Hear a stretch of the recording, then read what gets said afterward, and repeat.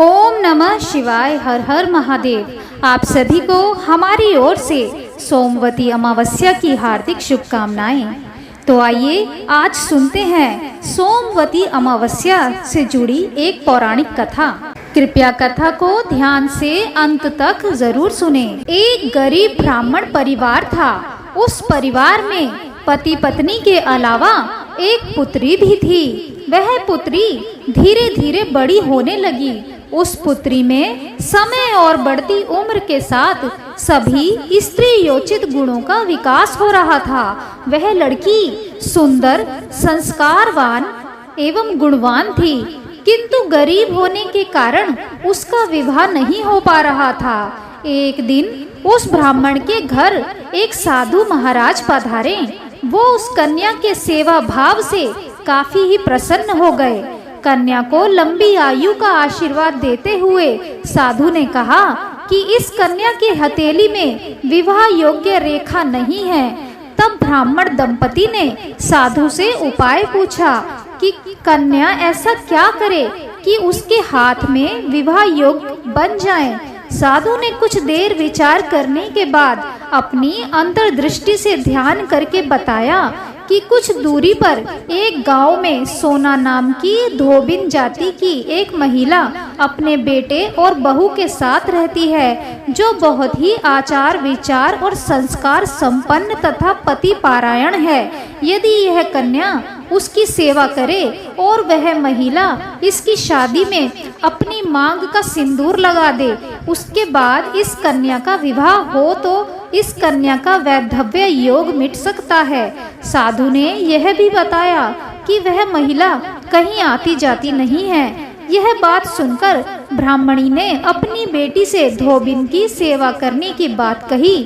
अगले दिन कन्या प्रातःकाल ही उठकर सोना धोबिन के घर जाकर साफ सफाई और अन्य सारे काम करके अपने घर वापस आ जाती।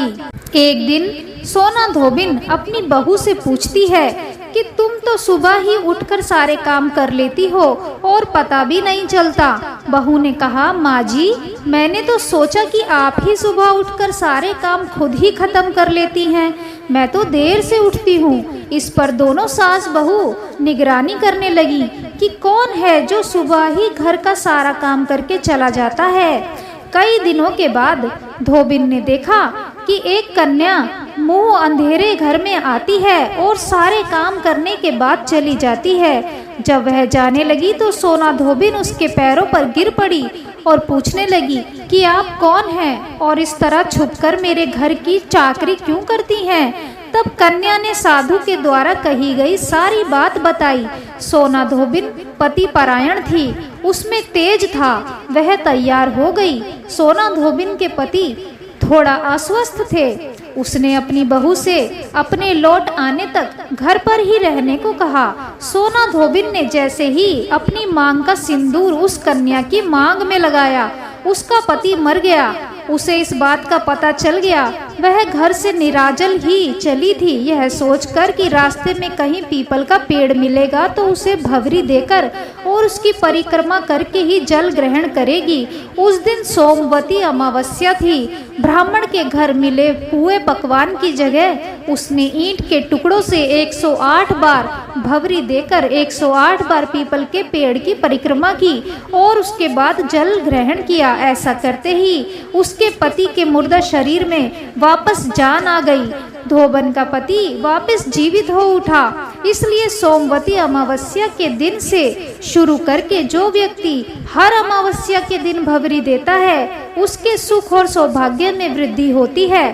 पीपल के पेड़ में सभी देवों का वास होता है। इसलिए जो व्यक्ति हर अमावस्या को ना कर सके, वह सोमवार को पड़ने वाली अमावस्या के दिन 108 वस्तुओं की भवरी देकर सोना धोबिन और गौरी गणेश का पूजन करता है, उसे अखंड सौभाग्य की प्राप्ति होती है।